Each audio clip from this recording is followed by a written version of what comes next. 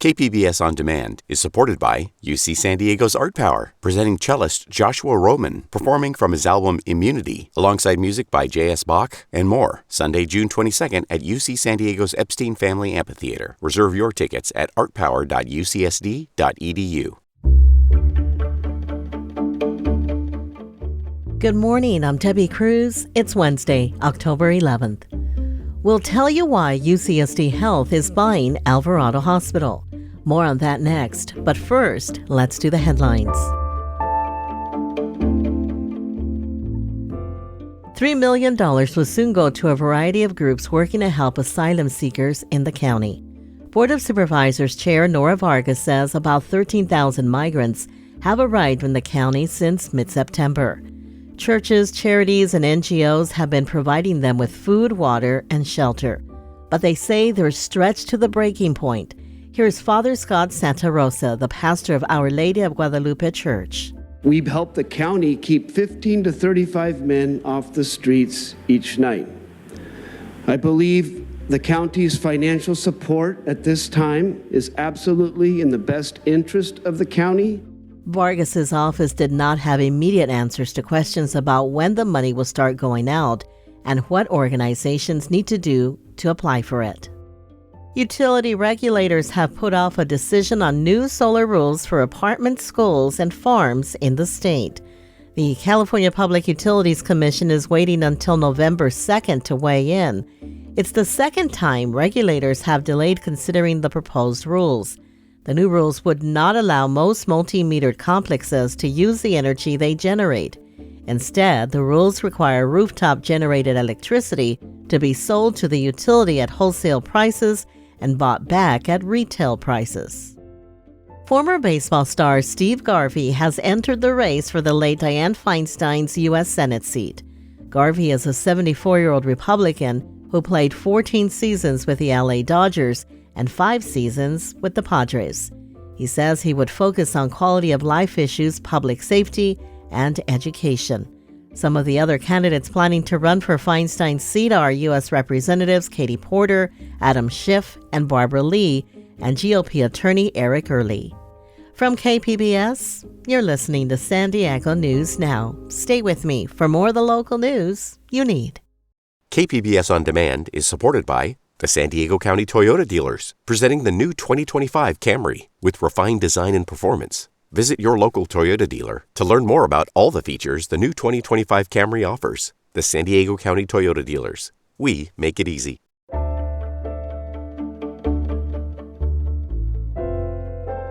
A local hospital will soon change ownership. UCSD Health is making a multi-million-dollar move to acquire Alvarado Hospital Medical Center. Here's health reporter Matt Hoffman.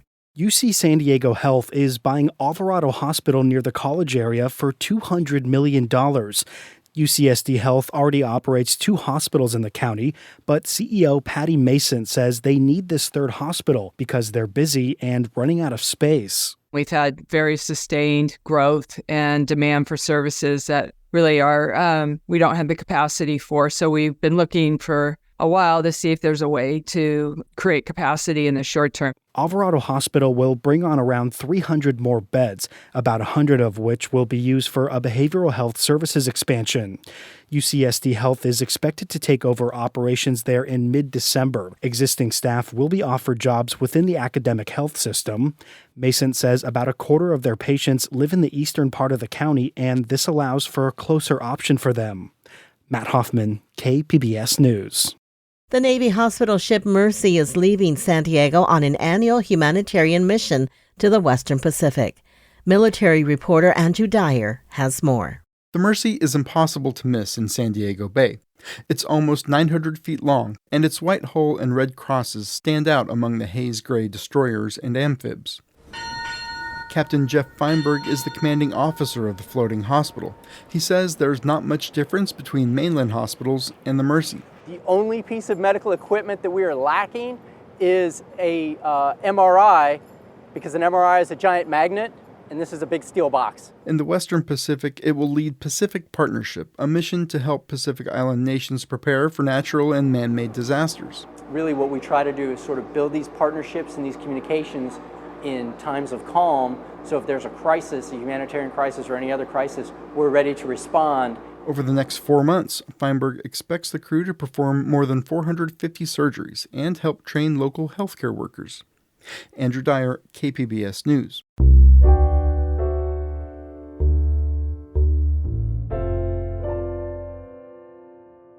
This month, the COVID-19 payment pause on student loans ended and repayments restarted. Americans owe $1.7 trillion in student loan debt, and behind every dollar is someone's story. Education reporter MG Perez has more. Between the time I got these degrees and actually was able to put some of that knowledge to work, I got cancer.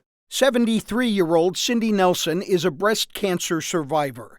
She also survived more than $100,000 in student loan debt, much of it mounting interest. I was blessed that I even had the opportunity to go to college, no matter what it took. It took a lot, because in her late 30s, Nelson became a single mother with 2 children to support after a divorce, triggered by her coming out as a lesbian. Her truth brought her freedom and financial responsibilities. Going to college, she hoped, would eventually provide security for her family. You got to go to college to have the world open up to you. You'll be with people that you never imagined. You'll see diversity like you've never seen. Grant money helped pay for a portion of her bachelor's degree in visual arts from UC San Diego, but it was federal loans that paid for a master's degree in education from San Diego State in 1997, and on to a successful job at the SDSU School of Nursing, which came with lifetime health benefits and a steady income when she needed to pay back her loans. When times were rough, they would put me on income contingent to pay as I go. And then when things got better, I would pay more and whatever. But once I got the cancer and couldn't work, I just stopped paying them. Cindy's story is like so many other stories of student borrowers who found themselves drowning in debt when life happened. There are millions of borrowers who are hoping for relief and loan forgiveness. Dan Riccato is a clinical professor of finance at the University of San Diego with 20 years of investment banking experience. He says loan forgiveness has to come with reform. Recognize that we do have to provide relief to certain borrowers who simply are never going to be able to pay this back. And at the same time, recognize that we have to tie the ribbon a little tighter between the value of a college education and how we pay for that college education. I started paying it back right away. Tim Barunas had to pay off $200,000 in student loans for his medical school education. I mean, I'm fortunate in the sense that I make a physician level salary, and I was able to make those payments. Consistent payments that included a few lump sums helped Barunas get his total down to $50,000. It did not help him find happiness practicing family medicine with 60-hour work weeks. Barunas left medicine for a remote job working from home as a medical procedure consultant, giving him more time to spend with his family. He also discovered a Biden administration program that gave him credit for consistent payments and his work at nonprofit hospitals, eliminating his remaining balance. Based on what the objectives of the program were, I feel really good about having been able to take advantage of that and not having those loans anymore. Cindy Nelson also discovered a forgiveness plan based on her limited income and repayment history, and she is now student loan debt-free and cancer-free. Well, when I lost everything, it was tough, but I made it through. And the finance expert Dan Riccato says there is hope for anyone who wants it. It's become a center stage issue. And that's important. It's no longer sort of this fringe issue that, the guys in the Ivy Towers on campus will figure out. MG Perez, KPBS News. Dan Riccato suggests the best first step for anyone feeling overwhelmed about student loan payments is to go to studentaid.gov. Coming up, PB Elementary is getting a makeover. We'll have details on what the new campus will offer to students and locals, plus more, just after the break.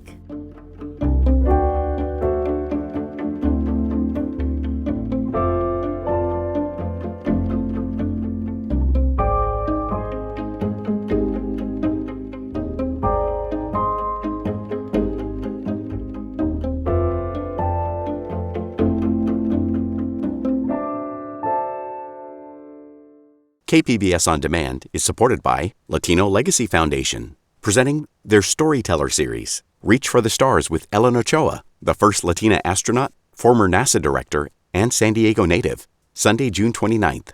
More at latinolegacyfoundation.org.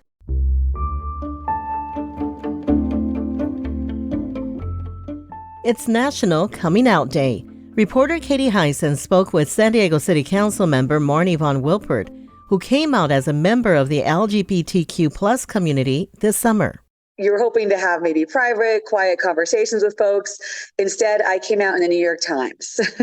A reporter interviewed von Wilpert after anti-LGBTQ+ protesters checked out all the books from a Pride Month display in a library in her district. When the reporter asked me, are you a member of the LGBTQ community?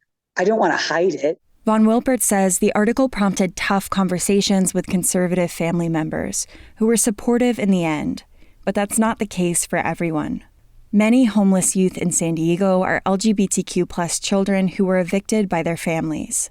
Even while she celebrates being out, she says she's watching gay rights be taken back. This summer alone, the U.S. Supreme Court ruled that businesses can refuse some services to LGBTQ+ people. Grossmont Union School District ended a contract with a suicide prevention nonprofit that also assists LGBTQ+ youth. And the Temecula Board of Education tried to remove Harvey Milk, a gay civil rights leader and politician, from its curriculum. I'm not sure what my future looks like sometimes in this country, which is something I never thought I'd say. Even still, she says, coming out was worth it. It's less isolating to be able to come out and to be free. Katie Hyson, KPBS News.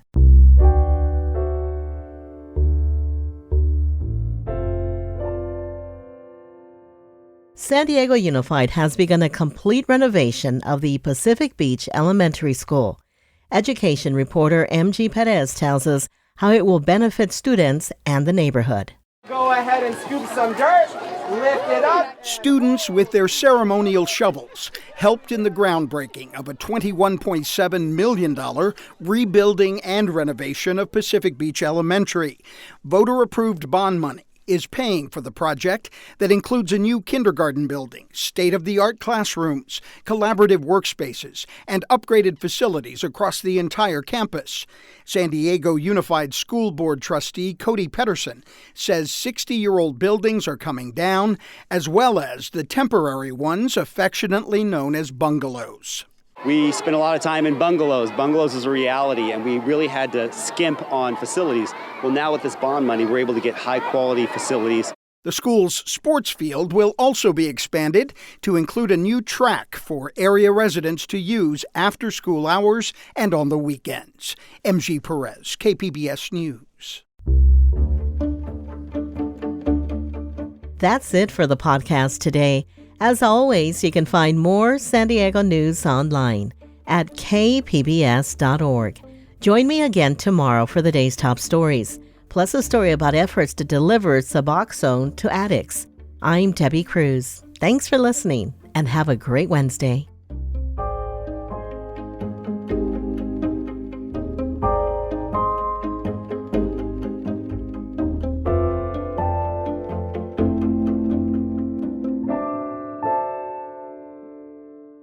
KPBS On Demand is supported by Markel Design and Remodeling, helping homeowners with their home remodeling needs. From ADUs to kitchen remodels, room additions, and custom homes, Markel Design and Remodeling can help homeowners design and build their dream homes. More at trustyourhometous.com.